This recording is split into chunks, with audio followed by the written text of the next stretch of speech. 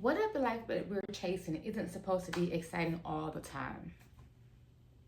What if peace has become boring simply because we are used to all of the chaos? Hello, I am Dr. Naisha Cherry, and I am an educator for over 17 years. I am here to help educators teach well, lead with purpose, and protect their peace. Today, we're going to talk about why I think educators like you and I should have more boring lives. You may be thinking, boring? What? Yes, I said boring. Tune into this video to learn why I think that should be the case. So I know that, during the school year, we're so busy with teaching, so busy with all the chaos, that we tend to push everything to summer and say, yeah, in the summer, I'm going to do this, and this, or to our breaks.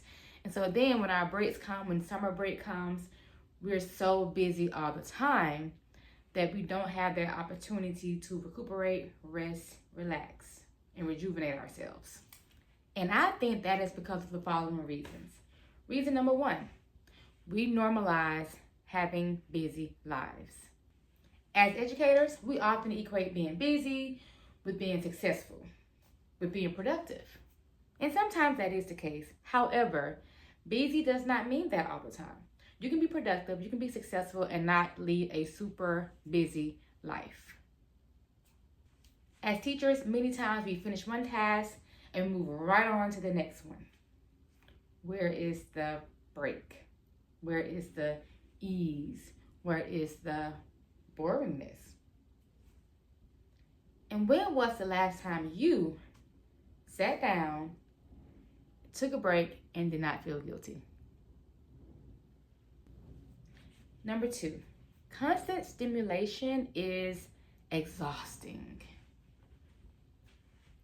We are constantly overstimulated with school bells, meetings, people calling our names, notifications on our phones, emails. And all of this causes our nervous system to be overstimulated.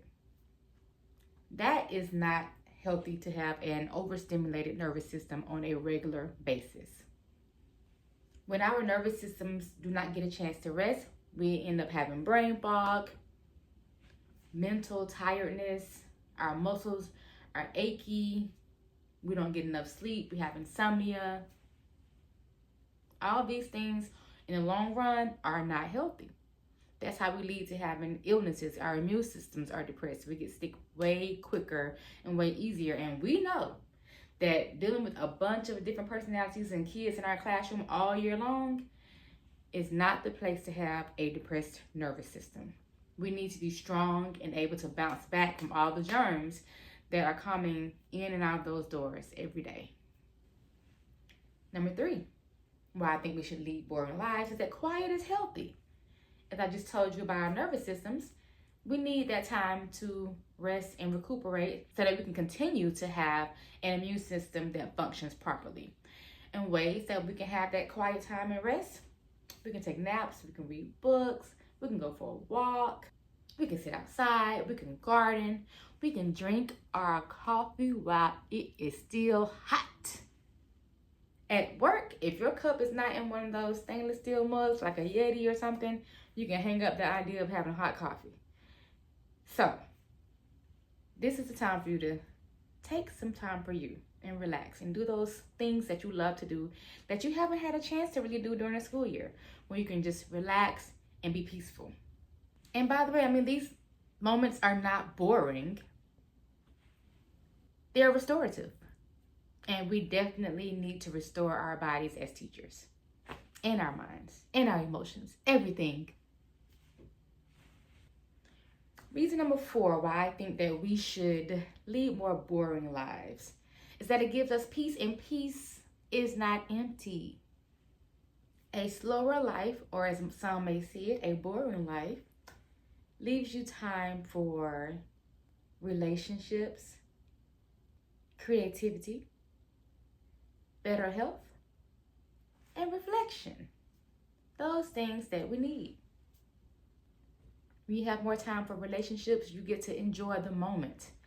It's not all about taking all the pictures and videos throughout the entire time, because those moments are coming more frequently since you're not inundating your schedule with all of the things.